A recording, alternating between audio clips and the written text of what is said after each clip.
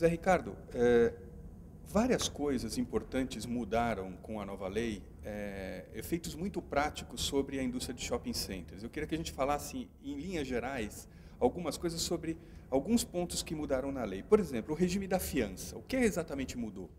Com certeza, a legislação avançou muito no que diz respeito à fiança em matéria locatícia. Na verdade, no caso da locação, até hoje, não se conseguiu ainda conceber, do ponto de vista de mercado, uma solução para a garantia do locador no âmbito das obrigações assumidas pelo locatário, que não seja a figura do velho fiador, que assume a obrigação de responder em caráter solidário pelas dívidas do devedor, no caso do locatário. O grande problema para métodos alternativos, como um seguro-fiança e outros, é que a garantia passa a ser limitada a um determinado valor contratado. Ao contrário do que acontece na fiança pessoal, onde o fiador responde com o seu patrimônio por toda a dívida. Daí ser ainda, hoje, o método mais praticado e desejado para a garantia no contrato de locação. Mas com esse grande inconveniente do constrangimento que gera, porque é um contrato, em regra, gratuito, que o fiador não funciona nesse... Não tem benefício nenhum para Não ele. extrai um benefício, ele não age ali como um profissional, explorando uma atividade econômica lícita. Na verdade, ele está ali quase que fazendo um favor e agindo em caráter essencialmente gratuito. O fiador, quando ele não tinha o direito a essa exoneração, ele era uma garantia para o locador. Essa modificação justamente não prejudica o locador?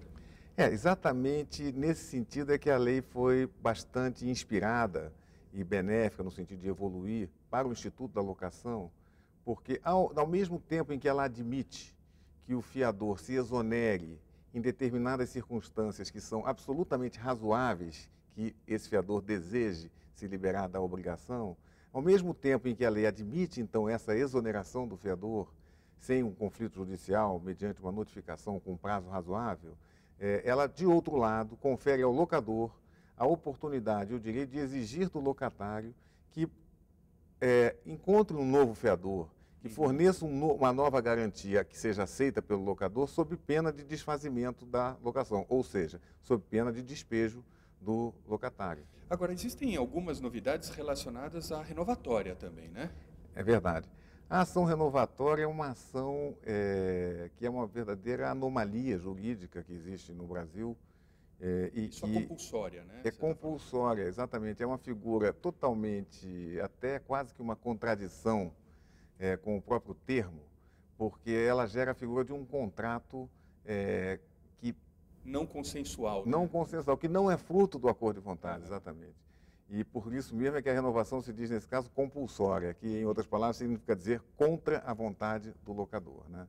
E o mais grave é que o regime da renovatória, antes dessa atual lei, dizia que nas poucas hipóteses que existiam e que o locador tinha o direito de se opor à ação renovatória, a decisão, a sentença que reconhecesse esse direito do locador, por exemplo, a de retomar o imóvel para fazer obras que vão valorizar o próprio imóvel, essa sentença só poderia produzir efeitos após 6 meses após o trânsito em julgado.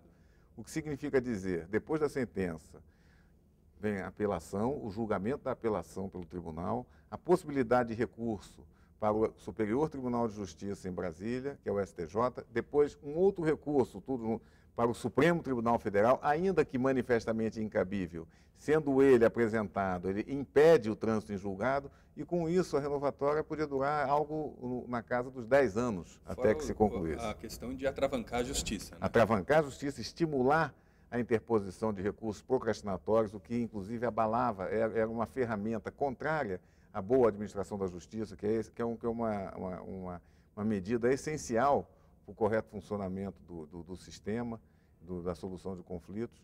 E hoje em dia, o que acontece? Foi retirada da lei essa premissa de que a decisão só produz efeito com trânsito em julgado.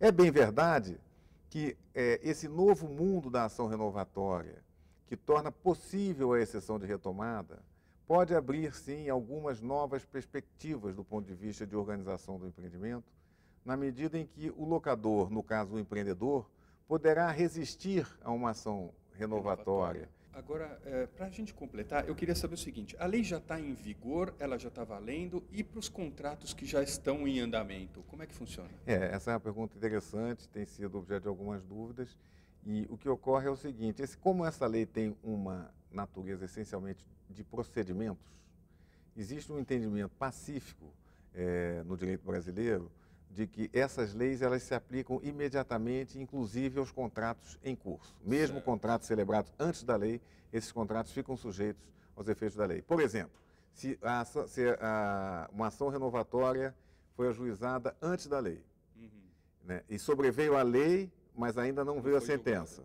Quando a sentença for proferida logo adiante, tá certo? Essa sentença, o recurso dessa sentença não terá efeito suspensivo, quer dizer, ela vai produzir efeitos imediatos já no regime da nova lei. Zé Ricardo, obrigado pela entrevista. Muito obrigado, eu que agradeço, foi ótimo.